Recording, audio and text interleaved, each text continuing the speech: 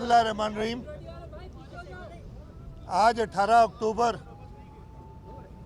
आज से 17 साल पहले यहाँ पे शहीद मोहतरमा बेनज़ीर भुट्टो अपनी जलावतनी ख़त्म करके उन्होंने 18 अक्टूबर की डेट दी कि मैं पाकिस्तान आऊँगी। और वो 18 अक्टूबर की तारीख़ यहाँ पे काफ़ी लोग जो हैं उनको याद होगी। तकरीबन इसी वक्त 12:15 बजे के करीब उन्होंने अपना सफ़र शुरू किया। उनका जहाज़ लैंड हुआ, एयरपोर्ट से उन्होंने अपना सफ़र शुरू किया। पूरे पाकिस्तान से लोग जमा थे, लाखों की तादाद में लोग उन्हें खुशामदीद करने आए थे, इसलिए कि उन सबको यही उम्मीद थी कि पाकिस्तान का मुस्तकबिल शहीद मोहतरमा बेनज़ीर भुट्टो के हाथ में है। और नारा यही था, रोटी कपड़ा और मकान का नारा तो शहीद ज़ुल्फ़िकार अली भुट्टो का था ही, उसके साथ साथ नारा था उस दिन के बेनज़ीर आएगी, रोज़गार लाएगी। लोगों के चेहरे खुश थे। 12 तकरीबन 1-1:15 बजे के करीब उन्होंने अपना सफ़र शुरू किया और 10-11 घंटे के सफ़र के बाद वो यहाँ कारसाज पे उनका काफ़िला पहुँचा। ये मुझे याद है, ये पुल क्रॉस करके थोड़ा ही आगे गए थे तो एक ज़ोरदार धमाका हुआ। मैं ख़ुद उस वक्त ट्रक पे मौजूद था और मैं आपको हकीकत बताता हूँ कि जो पहला धमाका हुआ तो हमने सोचा शायद कोई ट्रांसफार्मर फटा है, कोई ऐसा मसला हुआ है, लेकिन सब लेट गए थे ट्रक के ऊपर जो ट्रक पे मौजूद थे।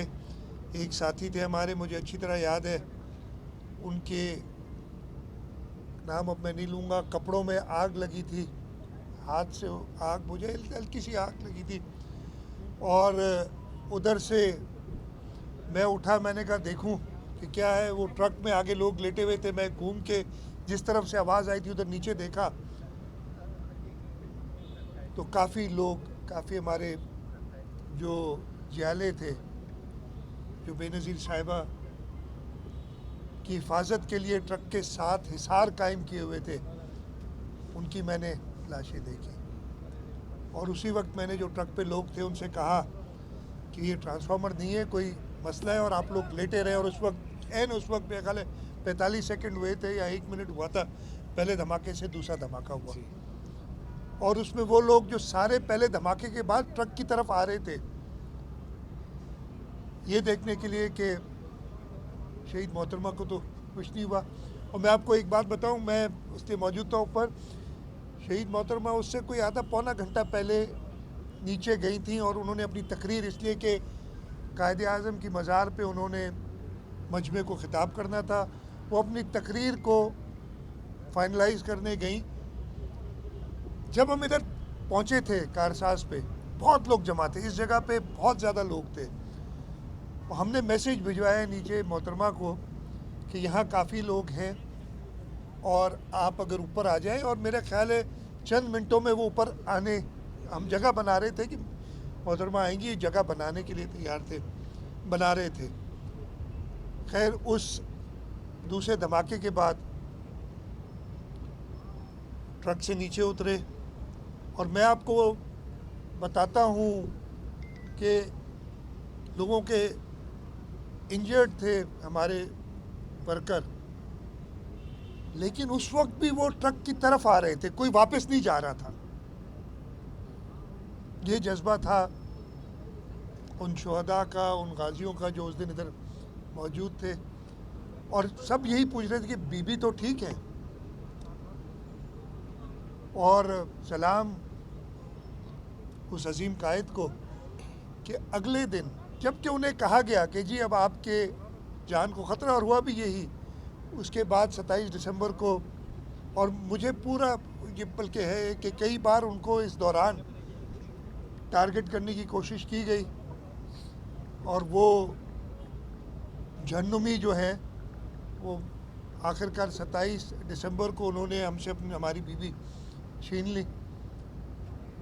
लेकिन उस दिन के बाद अगले दिन शहीद मोहतरमा बेनज़ीर भुट्टो ने इसके बावजूद को उनको हर एक कह रहा था कि आप बाहर ना निकलें, आपकी जान को ख़तरा है, ये नहीं आपको बख्शेंगे, ये छोड़ेंगे नहीं। उन्होंने अस्पताल गई, लियारी गई अपने वर्कर जो उनके शहीद हो गए थे उनके ख़ानदान से मिलने। और इसी वजह से मेरा ख़्याल है हम सब जो सख्त मुखालिफ भी पीपल्स पार्टी के हैं वो शहीद मोहतरमा बेनज़ीर भुट्टो की काबिलियत पे तो कभी किसी को शक नहीं था, लेकिन उनकी बहादुरी, उनकी जुर्रत के लिए भी ये बड़े सूख से कह सकता हूँ कि ऐसा लीडर पैदा नहीं हुआ और शायद पैदा ना हो। आज 17 साल हो गए इस बात को जब शहीद मोहतरमा बेनज़ीर भुट्टो पे ये पहला हमला हुआ था पाकिस्तान में आने के बाद। और आज के दिन हम हमेशा अपने शहदा को याद करने के लिए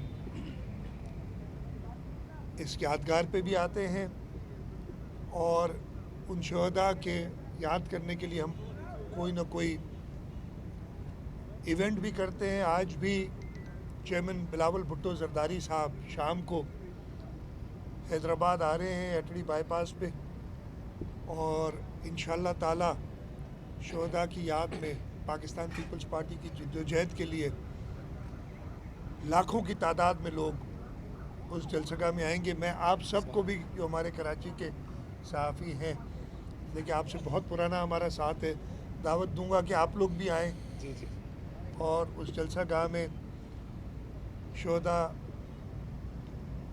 की जलसागाह में शोदा की तकरीब में हमारे साथ शामिल। सर ये बता दें कि 17 साल हो गए, 17 साल हो गए इस साने को, अब तक मुल्ज़िमान क्यों गिरफ्तार नहीं हुए?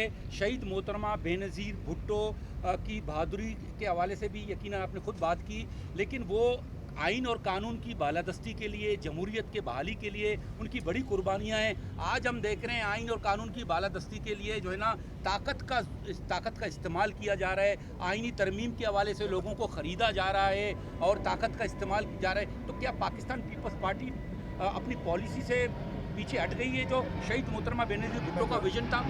मैं जवाब देता हूँ। सबसे पहले तो आपने कातिलों की बात की।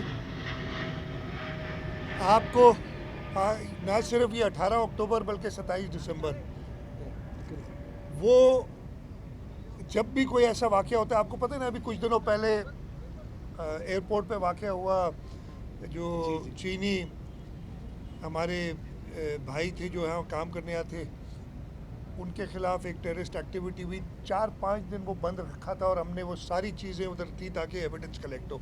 यहाँ पे उन्होंने रातों रात सड़क को धो के और एविडेंस साफ कर दिया। इससे पता चलता है जो शहीद मोहतरमा बेनज़ीर भुट्टो ने कहा था कि 18 अक्टूबर में जो लोग शामिल हैं उसमें वो लोग भी हैं जिन्होंने इसको छुपाया है। इसी तरीके से 27 दिसंबर हुआ था। मुझे याद है जब मैं चीफ मिनिस्टर बना था 2016 में, मैंने उस वक्त जो सीडीडी के इंचार्ज थे उनको स्पेशल टास्क दिया था चेयरमैन बिलावल भुट्टो जरदारी साहब और सदर आसिफ अली जरदारी साहब के हुक्म पे, और उन्होंने काफ़ी चीज़ें जो अवेलेबल थी कलेक्ट करके, लेकिन उन्होंने यही मजबूरी दिखाई थी कि ग्राउंड एविडेंस हमारे पास कोई नहीं है। हमारे पास जो एविडेंस है वो आप सहाफ़ियों का था, जो तस्वीर थी, जो मीडिया पे कवरेज थी, उसके अलावा कोई एविडेंस ही नहीं था।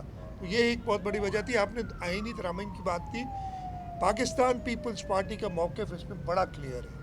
और आपने देखा होगा कि हमारे चेयरमैन बिलावल भुट्टो जरदारी साहब हर मौके पे उन्होंने कहा था जल्दी में हमने ये तरामीम, तो लोग कह रहे जल्दी कर रहे हैं, उनका मौका बड़ा क्लियर है, जल्दी कहाँ हो रही है। ये तो 18 साल 19 साल पुरानी 2016 से जो है 2006 से जब मीसा की जमहूरियत हुई थी उसमें हमने बात की थी आइनी तरामीम की। अनफॉर्चुनेटली जब हमने 18वीं तरमीम की उसमें वो इत्तेफाक राय पैदा नहीं कर सके, अभी भी वो इत्तेफाक राय पैदा करने नंबर्स हैं नहीं हैं उसके बाला ताक रख के वो अपने मसवदे के साथ पहले हर अपोजिशन पार्टी जमात उलमा इस्लाम जो कि एक ब्रिज का किरदार अदा कर रही थी, मौलाना फजल रहमान, मैं ख़ुद तकरीबन 5.5-6 घंटे उनके साथ मीटिंग में रहा हूँ जहाँ एक एक शिक पे उनसे बात की है। हमारा बिल्कुल जो है आइनी तरमीम या किसी भी लेजिस्लेशन के लिए ये मौक़िफ़ रहा है और ये मौक़िफ़ रहेगा हमेशा कि असेंबली मेंबरान की मर्ज़ी है और इंशाअल्लाह ताला हमारा जो ये कर रहे हैं वो गलत कर रहे हैं इसको मैं बिल्कुल सर ये बताइएगा कि जब भी 18 अगर कर अक्टूबर रहे हैं जो भी जब भी 18 अक्टूबर आती है तो कोई ना कोई बात निकलती है। आज से 2 दिन पहले अखबारात की एक खबर जीनत बनी है कि आपके साबिक वज़ीर आला का साबिक एडवाइज़र इस्माइल डायरी ने ये इंकशाफ किया है कि उसको मोहतरमा को कत्ल करने के लिए उसे पैसों की ऑफ़र की गई कि मोहतरमा को दुबई में शहीद किया जाए। फिर वो उसने नहीं किया और उसने ये एतराफ़ किया कि मैं ज़मीनों पे कब्ज़ा कर रहा था, उस पर अल्लाह ने मुझे ये सज़ा दी है। और इसके बारे में एक इंटरव्यू जो है मशहूर चल रहा है सोशल मीडिया में आसिफ अली जरदारी साहब का, जिसमें वो कह रहा है कि ये मेरा छोटा सा वर्कर है। इस बारे में हकीकत क्या है, क्योंकि आप वज़ीर आला तीसरी मरतबा हैं, क्या ऐसे लोग मोहतरमा को शहीद करने के लिए भेजे जा सकते हैं या ये सरासर झूठ है? इसकी किस तरह तहकीकात होगी? देखिए ये सरासर झूठ है। अगर ऐसी बात होती तो 2000 हम 7 की बात कर रहे हैं, 17 साल बाद एक तरफ मतलब मैं इसमें ज़्यादा कमेंट नहीं करूँगा, लेकिन आप खुद ही अंदाज़ा लगा लें। ये तो यही बात होगी ना कि मेरे ऊपर कोई मेरे गलत कामों की वजह से सख्ती और मैं कहूँ कि अरबाब चांडियो या हमीद सुमरो जो है वो मेरे साथ मिले हुए ताकि डाइवर्ट करूँ अटेंशन। तो ऐसे इसमें कोई हकीकत नहीं। शाह साहब मेरा सवाल ये है कि देखिए 18 अक्टूबर को आपके वर्कर्स शहीद हुए, आपको बड़ी तकलीफ हुई, दुख हुआ, लेकिन एक चंद दिन पहले जो वाक़या हुआ रवादारी मार्च पे सिंध की बेटियों की तजलील की गई, उनको उठा के जो है पुलिस वालों ने मोबाइलों में फेंका, तो इस वाक़े पर आपने माजरत तो की थी, क्या माजरत काफ़ी है, माफ़ी मांगेंगे? नहीं, माजरत तो मैंने कर ली और मैंने उनसे बात भी की। वेरी अनफॉर्चुनेट, मैं इधर बिल्कुल खुलेआम कहता हूँ कि मैंने उनसे खुद रब्ता किया और अगर उनको कोई एतराज़ था तो मेरे से खुद बात कर सकते थे, मीडिया में आके नहीं करते। मैं उम्मीद आपसे एक बात करूं और आपको कुछ कहूं कि जी आपने ये खबर दी है, गलत है या सही है, या मैं आपको कोई और आप उसको अगले दिन मीडिया में जाके जी मुझे ये बड़ा मेरा ख्याल है कि मिसकमिटमेंट नहीं, नामुनासिब किस्म का रवैया था। और अगर जिस जो बैकग्राउंड है इसका थोड़ा बताएं ना। नहीं, मैं बैकग्राउंड बता रहा हूँ जो उन्होंने कहा ना रवादारी मार्च का बैकग्राउंड क्या था कि जो वाक़या हुआ था मीरपुर ख़ास और उमरकोट में डॉक्टर शाहनवाज कुंबर वाला, उस पर जो स्टैंड पाकिस्तान पीपल्स पार्टी की हुकूमत ने लिया है, पहली बार दुनिया इस पाकिस्तान की हिस्ट्री में, अगर दुनिया में शायद नहीं हुआ होगा कि इतने बड़े अफसरों को FIR में डाला गया है। ये तो शहीद मोहतरमा बेनज़ीर भुट्टो क्यों भी उन पुलिस अफसरान पे था, वो सब बरी हो गए उधर, उन अफसरान को डाला गया विद।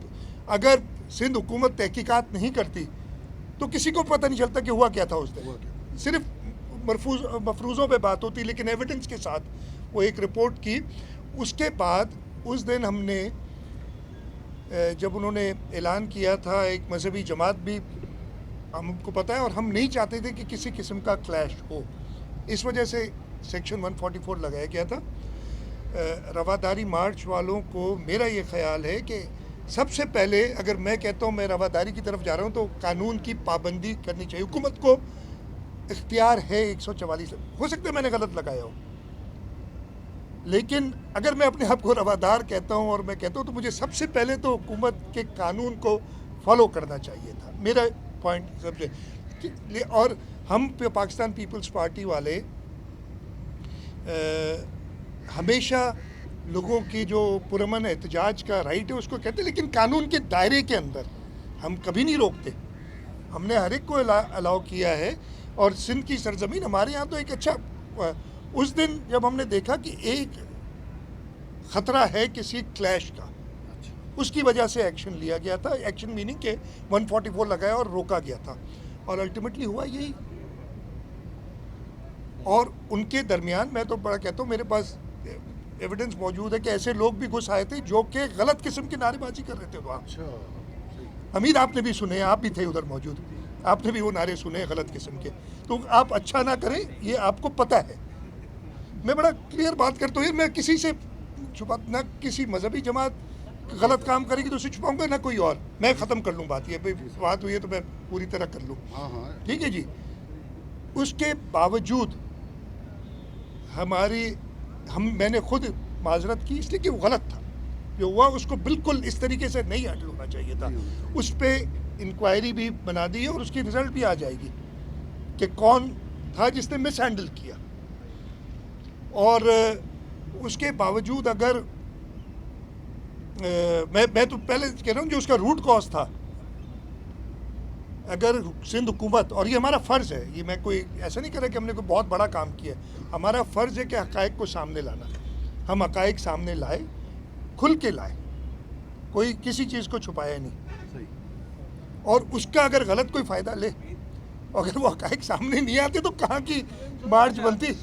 तो ये लेकिन उसके बावजूद, एक मिनट में ख़त्म कर लूँ, इसके बावजूद ये सारा हुआ।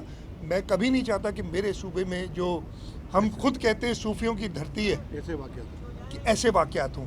इस वक्त भी मैं हर एक के साथ बैठने के लिए तैयार हूँ, लेकिन मैं बैठूंगा किसी ब्लैकमेल के तहत नहीं, चाहे कोई भी जमात हो। हमें इस तरीके से हुकूमत को आप चैलेंज नहीं कर, हमारे मतलब इस वक्त अजीब अजीब बातें हो रही हैं। अभी 6 महीने पहले इलेक्शन हुए हैं, इस सूबे के लोगों ने 70-75% पीपल्स पार्टी को वोट दिए हैं, और आप हमारे ऊपर ही शक कर रहे हैं? क्या सिंध के लोगों पे शक कर रहे हैं कि उनकी गलत डिसीजन है? इतने है लोग। तो ये चीज़ें बड़ी क्लियर है मेरे जहन में, तो जो बात करेगा तो ये सारी सुनेगा। सिंध के पानी पे डाका डाला जा रहा है, एक मरतबा फिर से सिंध के पानी पे डाका डाला जा रहा है, कुछ कैनाल निकाले जा रहे हैं। इस पे सिंध हुकूमत और पीपल्स पार्टी का कोई मौक़िफ़ नहीं आ रहा, क्यों? यार मौक़िफ़ पता नहीं, आपको अगर नहीं पता तो मैं क्या करूँ? बता दें, हमने नहीं सुना आपने। मिनिस्टर ने भी बात की है, जो एक्निक की CDWP की मीटिंग थी उसमें भी पूरा मौक़िफ़ रखा गया है, और मैंने ख़त भी लिख दिया है इसके ऊपर। मैं ये देखें, सारा मेरा तरीक़ाकार कुछ और होता है काम करने का, मेरा रिज़ल्ट ओरिएंटेड तरीक़ाकार होता है, कंट्रोवर्सी क्रिएट करके बात को ख़राब करने का नहीं होता। अभी तक जो भी स्कीम्स हैं हमने नहीं होने दी जो सिंध के ख़िलाफ़ होंगे, और ये तो बहुत बड़ी कहानी है, ये बहुत बड़ी कहानी है जो कि 1850 से शुरू हुई थी सिंध के पानी की, जो हम करते आ रहे हैं। और 91 के अकॉर्ड की आज हम बात कर रहे हैं। 91 का अकॉर्ड मैं आपको अभी बताता हूँ, कोई सिंध के फेवर में नहीं था। अभी हम कहते हैं अब हालत ये होगी कि हमें कहा जा रहा है कि 1991 के अकॉर्ड पे, जब मैं खुद सूबाई असेंबली का अपोजिशन का मेंबर था, मेरी तकारीर उठा के देख लें, निसार खोड़ो साहब की तकारीर उठा के देख लें, हमने उसको अपोज किया था। लेकिन चले अब ये एक बन गया है कानून, एक अंडरस्टैंडिंग उस पर करें, तो ये आप भूल जाएं कि सिंध हुकूमत या पाकिस्तान पीपल्स पार्टी किसी से पीछे रहेगी अगर सिंध के हकूक़ पे कभी भी कोई यार एक आदमी बता दे यार, सही सवाल इंफॉर्मेशन मगर भाई एक सेकंड इसने कपो बेटा वो इतने ही है, पुट्टा इतने ही है, हाँ मिलन तो सही ना, पर हाँ चुप करे वे मिलन तो जी बहुत टाइम अभी। हाँ किया जा रहा है, लापता किया जा रहा है। कल मौलाना फजलुर रहमान ने भी यही बात रिपीट करी। उनका कहना था कि ताकत के जोर पे अगर करेंगे तो उसके नताइज अच्छे नहीं होंगे। कौन सी कुव्वतें ये काम कर रही हैं? देखिए पाकिस्तान भी यार मैं भूल जाता हूँ यार, इतना तेज होता तो मैं यार देखिए मैंने बड़ा क्लियर आपको बता दिया बात कि पाकिस्तान पीपल्स पार्टी का ये मौक़िफ़ नहीं है। चेयरमैन बिलावल भुट्टो जरदारी ना सिर्फ जो पार्लियामेंट के अंदर जमातें हैं उनसे मिल रहे हैं, बल्कि पार्लियामेंट के बाहर भी वकला तंजीमों से मिले हैं। उन्होंने इस पे एक कंसेंसस डेवलप करने की, कुछ चीज़ें हो सकती हैं हम चाहते हों लेकिन वो दूसरों को आपको मंजूर नहीं है तो हम कॉम्प्रोमाइज़ कर रहे हैं। तो इसको गलत कहा है और गलत है ये अगर कोई ऐसा लास्ट क्वेश्चन ये यार ये भाई कर रहे हैं, मैं एक भाई कच्चे में डाकू के ऑपरेशन की बात हो रही थी, अब तो ये इल्जाम आ रहे हैं कि पुलिस अफसर एक दूसरे पर इल्जाम लगा रहे हैं। उसको मैं देखिए, मैंने देखा है, वो मेरे नज़र से गुजरा है, मुझे आया है, उसकी हम पूरी इंक्वायरी कर रहे हैं। अगेन मैं मीडिया पे बैठ के उसको डिस्कस नहीं करूंगा आपके साथ, इसलिए कि फिर फ़ायदा क्या है यार, फिर तो इस तरीके से नहीं होता ना, ये एडमिनिस्ट्रेटिव इशूज़ है जी। मैंने बात की, मैंने सारी बात की, लेकिन आप लोग जो है ना, मैंने अपनी बात सारी उसी पे की। ओके, लास्ट क्वेश्चन, यार एक मिनट। यार अब मेरे साथ चलो फिर बात करते रहते हैं। उसकी क्या अपडेट है? और आपने उसी टाइम ऑर्डर दिए थे कि वो रास्ते साफ कर दें, वो लोग दुनिया भर से आते हैं हमारा एयरपोर्ट, बिल्कुल तहकीकात हो रही है, कितना अर्सा लग जाएगा वो साफ हो जाए? उसकी क्या अपडेट है, कोई शवाहिद? अपडेट्स हैं कुछ, मैं ज़्यादा डिटेल नहीं बता सकता आपको भी। उसमें काफ़ी एडवांसमेंट हुई हैं, गिरफ्तारियां भी हुई हैं, जड़ तक पहुंच चुके हैं। जो इसमें कमज़ोरियां रह गई उनको एड्रेस किया जा रहा है ताकि इस किस्म के वाक़यात दोबारा ना हो।